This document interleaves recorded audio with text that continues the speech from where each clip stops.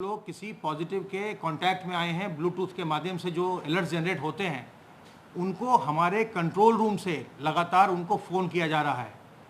अब तक हम 2058 लोगों को हम कॉल कर चुके हैं यहाँ से।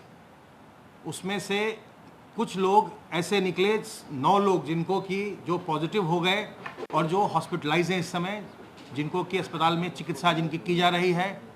बाकी लोगों का जिनको भी कोई कोमॉर्बिडिटी है उनको हम लोग कंट्रोल रूम से उनको हम अवगत करा रहे हैं कि आप सावधान रहें, आप किसी पॉजिटिव के नज़दीक आए हैं, आपको अपने हेल्थ का लगातार मूल्यांकन करना चाहिए। बाकी ढेर सारे लोगों ने ये बताया कि अब उनकी तबीयत बिल्कुल ठीक है। तो लगातार हम लोग जिनको भी आरोग्य सेतु ऐप से अलर्ट जनरेट हो रहा है उनसे हम लोग लगातार फ़ोन के माध्यम से संपर्क करवा रहे हैं। आप जानते हैं कि हमारा जो हेल्पलाइन नंबर है वो है 1800-180-5145। किसी को भी अगर कोई ऐसा लक्षण दिखाई पड़े अपने आप में, उनको खांसी हो, सांस लेने में तकलीफ़ हो या बुखार हो रहा हो, तो वो तत्काल इस नंबर पर फ़ोन कर सकते हैं, सलाह पा सकते हैं। अगर ज़रूरत पड़ेगी तो हमारे जो विशेषज्ञ हैं वो उनको बताएंगे कि वो जाकर के अपनी जांच करवा लें सरकारी चिकित्सालय में। अगर उनमें संक्रमण पाया जाएगा तो उनकी चिकित्सा की व्यवस्था भी की जाएगी।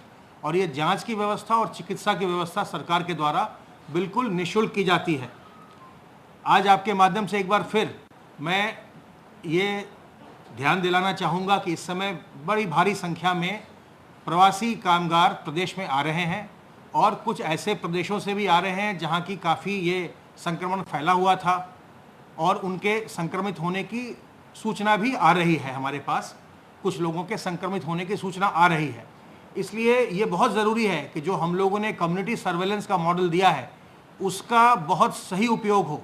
गांव में जो ग्राम निगरानी समिति है, जो हमारे ग्राम प्रधान जी की अध्यक्षता में बनाई गई, या जो हमारे शहरों में मोहल्ला निगरानी समिति है जो कि बनाई गई, जो हमारे सभासद होते हैं उनके अध्यक्षता में बनाई गई है, उसको बहुत ही मजबूती से काम करना है ताकि जो लोग भी बाहर से आ रहे हैं, जिनको अगर लक्षण रहित पाया जा रहा है तो उनको 21 दिन के होम क्वारंटाइन में भेजा जा रहा है, वो होम क्वारंटाइन में स्ट्रिक्टली रहें। और जिनमें भी लक्षण आ रहे हैं उनका परीक्षण करवा करके अगर संक्रमण है तो उनको हम अस्पतालों में भेज रहे हैं चिकित्सा के लिए। अगर संक्रमण नहीं है तो उनको हम 7 दिन तक क्वारंटाइन में रोक रहे हैं और फिर उनका परीक्षण करवाने के बाद ही उनको हम फिर 14 दिन के होम क्वारंटाइन में भेजेंगे। तो ये जो व्यवस्था है इसमें ये ध्यान देने की बात है कि कोई भी व्यक्ति, कोई भी प्रवासी रेलवे स्टेशन से सीधा घर नहीं भेजा जाएगा। हर एक व्यक्ति को पहले आश्रय स्थल पर ले जाना है, वहां उसका परीक्षण होना है, लाइन लिस्टिंग होनी है, स्किल की मैपिंग होनी है और लक्षण रहित होने पर उनको 21 दिन के लिए घरों में भेजा जाना है होम क्वारंटाइन के लिए। तो स्ट्रॉन्ग कम्युनिटी सर्वेलेंस ये बहुत ही आवश्यक है और इस पर सभी लोगों का ध्यान वांछित है। आपके माध्यम से एक बार फिर मैं रिपीट करूंगा कि साबुन पानी से हाथ धोना और अपने मुंह और नाक को फेस कवर से कवर कर रखना, मास्क से, रुमाल से, दुपट्टे से, गमछे से, और सोशल डिस्टेंसिंग मेंटेन करना, 2 गज की दूरी, यही इस समय सबसे अधिक कारगर चीज़ है। हम बेवजह घर से न निकलें, जिनको केवल आवश्यकता है या जो कारखाने कल कारखाने चल रहे हैं उसमें जो काम कर रहे हैं केवल वही निकलें, कोई अन्य अनावश्यक घर से न निकलें। इन्हीं चीज़ों को पालन करके हम अपने आप को बचा सकते हैं।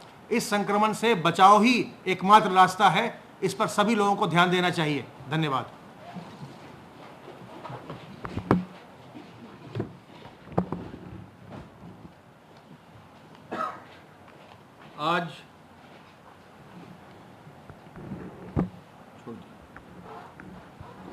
आज माननीय मुख्यमंत्री जी ने इस पूरे अभियान में टीम 11 की बैठक प्रातः 10 बजे ली है। आज उन्होंने पूरी टीम को, सबको संक्रमण पर प्रभावी नियंत्रण के लिए सजगता बरतने का निर्देश दिया है। सर्वप्रथम उनका निर्देश यह है कि एक और जहां L1, L2, L3 के बेड्स जो लक्ष्य था 52,000 उसको जहां पूर्ति कर ली है, अब द्वितीय लक्ष्य उन्होंने रखा है कि अगले आने वाले समय में 20 मई तक 25,000 बेड्स और जो है तैयार कर लिए जाएं और इसको 75,000 के पार करते हुए अंततोगत्वा 1 लाख बेड्स की व्यवस्था हमारे प्रदेश में हो। 1 लाख बेड्स की व्यवस्था अगर हो जाएगी तो काफ़ी हद तक प्रदेश में जो हमारे पेशेंट्स हैं उनके लिए अपनी जो L1, L2, L3 की व्यवस्था है वो तो मजबूत होगी ही, किसी भी रूप में कहीं भी किसी भी तरह के पेशेंट को मैनेज करने के लिए प्रदेश बहुत ही सक्षम और मजबूत हो सकेगा और अपने सभी जो है अपने सिटीजन्स के लिए वो पूरी और मजबूत व्यवस्था हेल्थ सेक्टर की कर सकेगा। इन्फेक्शन को प्रभावी रूप से रोकने के लिए आपको मालूम है वीडियो कॉन्फ्रेंस के माध्यम से सभी मेडिकल कॉलेजेस को बहुत ही सख्त और बहुत ही क्लियर कट निर्देश दिए हैं। साथ साथ कृषि विभाग को मंडियों में इंस्पेक्शन न हो इसके लिए भी उन्होंने बहुत स्पष्ट निर्देश दिए हैं। आगामी 10 दिनों में प्रदेश के बाहर से हमारे लगातार कामगार भाई श्रमिक वापस लौट रहे हैं। आज सुबह मुख्यमंत्री जी ने जो ट्रेन से लौटने वाले हमारे श्रमिक हैं उनकी पूरी विस्तृत समीक्षा एक एक प्रदेश की। उन्होंने एक एक प्रदेश से आने वाले श्रमिकों के लिए जो ट्रेन्स आ रही हैं उनकी समीक्षा की, जो हर जनपद में उनको रिसीव करके उनका मेडिकल क्वारंटाइन मेडिकल टेस्ट हो रहा है उसकी समीक्षा की, क्वारंटाइन सेंटर में जब भेजा जा रहा है उसकी समीक्षा की, क्वारंटाइन सेंटर से होम क्वारंटाइन जाते वक्त प्रत्येक को भोजन का पैकेट, उनको राशन का पैकेट मिले जिसमें कि आटा, दाल, चावल, इसके साथ साथ मसाला, तेल, ये पूरी व्यवस्था हो और एक भी कामगार ऐसा ना हो जिसको कि विदाउट राशन का सामग्री के लिए भेजा जाए 15 दिन की राशन सामग्री के लिए। ये भी उन्होंने समीक्षा की और राजस्व विभाग को, सभी विभागों को निर्देशित किया कि प्रत्येक जनपद में जो कामगार लौट रहे हैं उनके लिए पर्याप्त संख्या में राशन सामग्री जाते वक्त क्वारंटाइन सेंटर से अवश्य दिया जाए। उन्होंने इस बात की भी समीक्षा की और ये पाया कि उत्तर प्रदेश पूरे देश में सबसे ज़्यादा ट्रेन रिसीव कर रहा है, अपने कामगारों को बुलाकर उनको जो है अपने जनपद के जहाँ जहाँ जिलाधिकारी हैं उनकी पूरी टीम रिसीव करके बहुत ही सम्मानजनक रूप से उनको अपने घर तक पूरी प्रक्रिया अनुपालन करते हुए पहुँचाया जा रहा है। आज की तारीख तक अभी तक 184 ट्रेन यूपी में अन्य प्रदेशों से आ चुकी हैं और 2,20,640 हमारे श्रमिक या हमारे मजदूर भाई जो है अब तक आ चुके हैं। आज हमारे पूरे प्रदेश में 16 ट्रेनें आ चुकी हैं और 55 ट्रेनें जो हैं आज आएंगी और मुझे बताने में खुशी है कि आज जो है लगभग 55 ट्रेनें जो आएंगी उनसे 70,000 हमारे श्रमिक जो हैं कामगार भाई आज आएंगे। पिछले दिनों में जो ये 184 ट्रेन आई हैं इनसे लगभग 2,25,000 2 लाख के आसपास जो ये श्रमिक आए हैं उनके साथ साथ अन्य साधनों से बॉर्डर से जो है जिन लोगों को अनुमति दी गई है 1 लाख हमारे प्रवासी श्रमिकों को, कामगारों को बॉर्डर से भी अनुमति दी गई है। यानी पिछले 4 दिनों में ही 3,25,000 श्रमिकों को ट्रेन से या बॉर्डर के माध्यम से वाहनों से जो है हमारे प्रदेश में आए हैं। ये बहुत बड़ी संख्या में लोग आए हैं और इनका एक एक का विवरण जो है हमारे यहाँ सॉफ्टवेयर में अपलोड हो रहा है और एक एक श्रमिक का जो है किसी न किसी रूप में जनपदी या अंतर जनपदी जो है इनकी कोई समस्या ना हो इसकी व्यवस्था की जा रही है। अंतर जनपदी व्यवस्था में बसें भी अब चलाई गई हैं और बॉर्डर से भी जो है प्रत्येक हमारे श्रमिक को यदि वो पैदल हमारे बॉर्डर पर पहुंच रहा है तो मुख्यमंत्री जी का निर्देश है किसी भी सूरत में उनको बसें उपलब्ध कराई जाएं। झांसी से अब ट्रेन भी उपलब्ध कराई जाएगी जो पूर्वी उत्तर प्रदेश वाराणसी और गोरखपुर और प्रयागराज जाएंगी। तो कोई भी श्रमिक, कोई भी हमारा मजदूर पैदल न चले इस ओर जो है मुख्यमंत्री जी ने निर्देश दिया है और हमारा पूरा प्रयास होगा कि हर हालत में इसको हम लोग इंश्योर करें। जो भी श्रमिक आए उनके साथ बहुत ही सम्मानजनक व्यवहार हो। कहीं भी किसी भी व्यक्ति जो आ रहा है उसको पूरे आदर भाव से जो है हम लोग लें और उनका जो है समस्या का समाधान करें। जो भी व्यक्ति आ रहे हैं क्वारंटाइन सेंटर में उनको अच्छे से भोजन की अच्छी व्यवस्था हो, ये भी निर्देश मुख्यमंत्री जी ने दिया है। और जैसा मैंने बताया, राशन सामग्री देकर उनको प्रदेश में घर तक जो है नियम से भेजा जा रहा है। एक बहुत पॉजिटिव चीज़ की ओर मुख्यमंत्री जी ने आदेशित किया है, जो अब इम्प्लीमेंट किया जा रहा है। rahat.nic.up के माध्यम से प्रत्येक कामगार और श्रमिकों की स्किलिंग की व्यवस्था भी जो है करने के लिए उनसे उनका विवरण लिया जा रहा है, या क्या कौशल है उनके पास, क्या स्किल है उनके पास, किस चीज़ में वो काम कर रहे हैं, ये विवरण एक एक व्यक्ति का फॉर्म भरवाकर जो है लिया जा रहा है। आगे आने वाले समय में जैसा मुख्यमंत्री जी ने आदेशित किया है कि 20 लाख लोगों को जो है रोजगार देने की व्यवस्था की जाएगी। तो ये जो डेटाबेस तैयार हो रहा है, इस डेटाबेस का इस्तेमाल करते हर व्यक्ति के मोबाइल नंबर से, हर व्यक्ति का विवरण से, हर व्यक्ति के स्किल सेट से जो है आगे योजना और मजबूती पाएगी और इसका जो है आगे फायदा मिलेगा।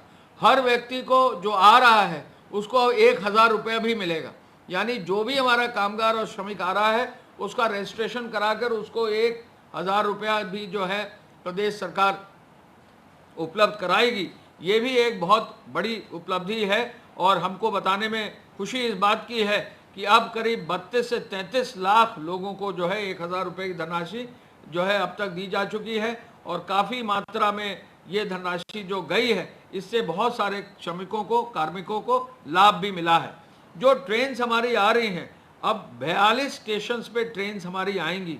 आपको जानकर खुशी होगी कि लखनऊ में अब तक हम 22 ट्रेन ले चुके हैं, जौनपुर जैसी जगह में हम 9 ट्रेन ले चुके हैं, कानपुर में 7 ट्रेन ले चुके हैं, गोरखपुर में पूरे प्रदेश में सबसे ज़्यादा ट्रेन गोरखपुर में ली गई हैं। 28 ट्रेनें गोरखपुर में लेते हुए 27,334 लोगों की व्यवस्था गोरखपुर मात्र जनपद में की गई है। बहुत ही बड़ा रिकॉर्ड है। पूरे देश में किसी भी एक रेलवे स्टेशन में 28 ट्रेनें एक साथ नहीं ली गई हैं। ये बहुत बड़ा रिकॉर्ड है। वहाँ का जिला प्रशासन इसके लिए बधाई का पात्र है।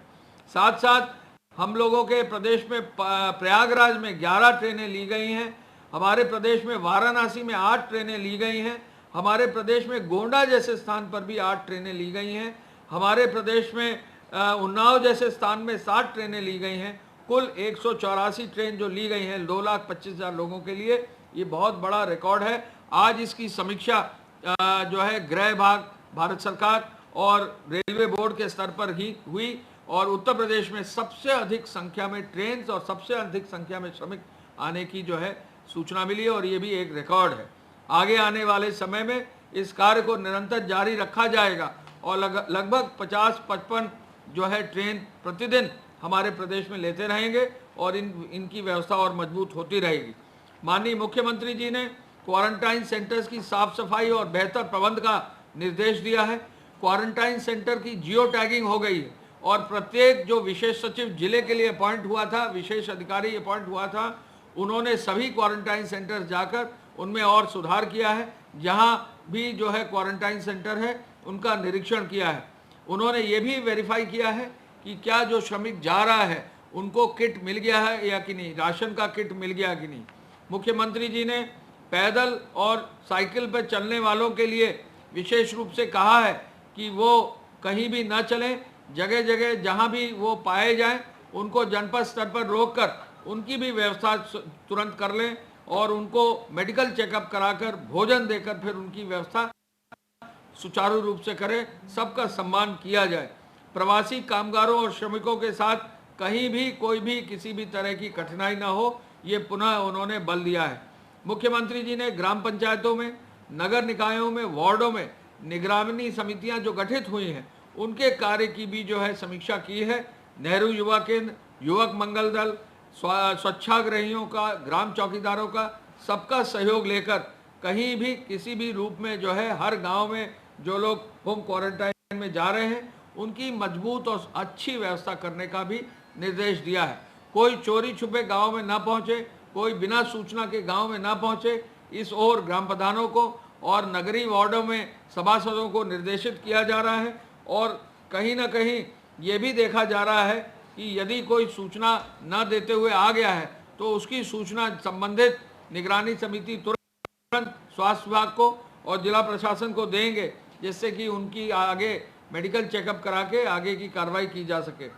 प्रवासी श्रमिकों को उनकी सहमति से गृह प्रदेशों में जो भेजा जा रहा है, तो इनकी जनपदवार जो सूची तैयार हो रही है, उनको भी जो है व्यवस्था जैसा मैंने आपको बताया की जा रही है। नेपाल प्रदेश के जो लोग वापस जाना चाहते हैं, आज ही माननीय मुख्यमंत्री जी के निर्देश पर विदेश मंत्रालय से अनुरोध किया है कि 2000 लोग जो नेपाल के हैं हमारे प्रदेश में, उनको अलग से कोशिश करके नेपाल प्रदेश जरूर भेज दिया जाए और उसके लिए आवश्यक प्रयास कर लिया जाए। मुख्यमंत्री जी ने कहा है कि जो उद्योग संचालित हैं उनमें जो श्रमिक कार्यरत हैं उनको जो है प्रेरित किया जाए। औद्योगिक इकाइयों को जो श्रमिक जहां कार्यरत रहे हैं वहां पर मानदेय का भी टाइम से भुगतान हो जाए। आपको मालूम है कि 630 करोड़ से ज़्यादा का मानदेय का भुगतान अब तक उद्योगों से संपर्क करके किया गया है। इसको भी और आगे बढ़ाने का निर्देश मुख्यमंत्री जी ने दिया है। जो 75 जनपदों में आईएएस और पीसीएस अधिकारी गए हैं, जैसा मैंने अभी बताया, उनकी समीक्षा भी विस्तृत रूप से कर ली गई है। पीपीई किट, N95 मास्क और सैनिटाइजर और जो इक्विपमेंट अस्पतालों में लगाए जाने हैं, उसकी भी आज विशेष रूप से अलग से मुख्यमंत्री जी ने समीक्षा की है। हम आपको गृह विभाग की ओर से बताना चाहेंगे कि आज जो है आज तक 188 के अंतर्गत, धारा 188 के अंतर्गत 41,944 FIR लॉकडाउन के लिए दर्ज की गई हैं। लॉकडाउन के लिए कानपुर में, मेरठ में, आगरा में विशेष निर्देश मुख्यमंत्री जी ने दिए हैं। वहाँ विशेष अधिकारी मुख्यमंत्री जी ने लगाए हैं और कहा है कि वहाँ लॉकडाउन को और प्रभावी किया जाए। कोई भी जो है वहाँ पर कोविड के नियंत्रण में किसी भी तरह से कोई कमी न रहे, इसकी और गहन समीक्षा इन जनपदों की गई है। गृह विभाग के माध्यम से, पुलिस के माध्यम से 38,000 वाहन जो है सीज किए गए हैं और अब 17 करोड़ से अधिक धनराशि जो है वसूल कर ली गई है या वसूल की जा रही है। आज की तारीख में जो फेक न्यूज़ हैं, फेक न्यूज़ जो हैं उनके मामले बढ़कर जो हमने संज्ञान लिए हैं 871 हो गए हैं और 11 मई को कुल 16 मामलों का संज्ञान लिया गया है। ट्विटर के 11, फेसबुक पे 5 और 11 मई तक इस जो कार्य आज किया गया है, आगे भी ये कार्य जारी रहेगा और FIR भी फेक न्यूज़ पर दर्ज होंगी। अब तक 31 FIR जो है दर्ज कर दी गई हैं। जो हॉटस्पॉट्स हैं वो लगभग 475 हैं। 311 थानों में लगभग 8,90,000 मकानों का सर्वेक्षण इन हॉटस्पॉट्स में कर लिया गया है और 49,92,000 लोग इनमें जो है रिपोर्ट कर रहे हैं। जो होम डिलीवरी की व्यवस्था है उसको और मजबूत करते हुए अब वाहनों की संख्या भी बढ़ा दी गई है। हालांकि कई जनपदों में जहां ग्रीन जोन है या ऑरेंज जोन है, दुकानें भी अब खुल गई हैं तो लोगों के लिए उसमें सहूलियत हो गई है।